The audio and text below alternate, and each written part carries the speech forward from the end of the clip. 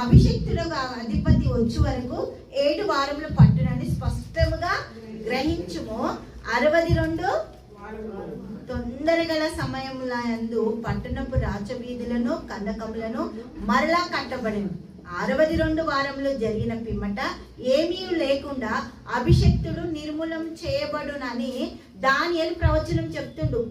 పుట్టడానికి ప్రవచనం చెప్పిండు, ఆయన సిలువ వేయడానికి ప్రవచనం చెప్పిండు. మనం అందరి ప్రవచనాలు చాలా బయాడ్ చేస్తాం. దావీదు చెప్పిండంట, యెషయా చెప్పిండంట, మీకా చెప్పిండు, మత్తయిలో ఉంది, మార్కులో ఉంది, లూకాలో ఉంది, మనకు అన్ని సువార్తలలో మెన్షన్ చేస్తుండు. కానీ దానియేలు మెన్షన్ చేసింది ఆయన సిలువను గురించి కూడా మెన్షన్ చేస్తుండు. దేవుడికి మహిమ కలుగును గాక. హల్లెలూయా. 62 వారంలో జరిగిన పిమ్మట ఏమీ లేకుండా అభిషక్తుడు నిర్మూలన చేయబడును. వచ్చినట్టు రాజు యొక్క ప్రజలు పవిత్ర పట్టణమును పరిశుద్ధ ఆలయమును నశింపజేయుదురు, వాని అంతం హఠాత్తుగా వచ్చును. ఎవరు అంటే ఈ ఒక టైటస్ చక్రవర్తి గురించి కూడా ఇక్కడ దానియేలు రాస్తుండు. కానీ అభిషక్తుడు ఏమీ లేకుండా జీరో. దేవునికి స్తోత్రం. ఎక్కడికి? పాతాళానికి వెళ్ళిపోయాడు. దేవుడికి స్తోత్రం. హల్లెలూయా. ఆ సిలువలో నుంచి చెరలోకి వెళ్ళిపోయి చెర దగ్గర ఉన్న ప్రతి నోహ కాలం ఆత్మలన్నీ కూడా తీసుకొని పోవడానికి, మనల్ని కూడా సిద్ధపరచడానికి, మనల్ని కూడా తయారు చేయడానికి దేవునికి మహిమ కలుగును గాక. నీకు నాకు పడాల్సిన శిక్ష, నువ్వు నేను అనుభవించాల్సిన బాధ, వేదన, ఇబ్బంది అన్నీ కూడా మానవ రూపిగా వచ్చి 100% మానవుడట.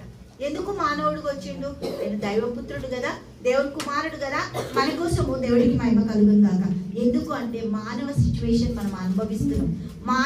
మనుషులు పడే ప్రతి బాధ మనం అనుభవించే వాటిని ఆల్రెడీ ఆయన అనుభవించి ముగించి మనకు అప్పచెప్పిండు. మనం ఇప్పుడు అనుభవిస్తే అన్నీ ఆయన జయించినాయి. ఆయనలో ఉన్న మనం కూడా ఆల్రెడీ జయించినాం.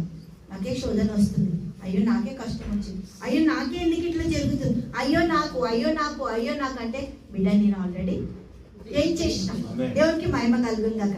జయించిన కాబట్టి ఇక్కడ యోహాను సువార్త 1వ అధ్యాయము 1వ వచనంలో యేసుక్రీస్తు ప్రభు గురించి ఎంత చక్కటి మాటలు మన జీవితానికి సరిపోయే విధముగా యోహాను సువార్త 1వ అధ్యాయము 1వ వచనం చదువుదాం. దేవునికి మహిమ కలుగును గాక.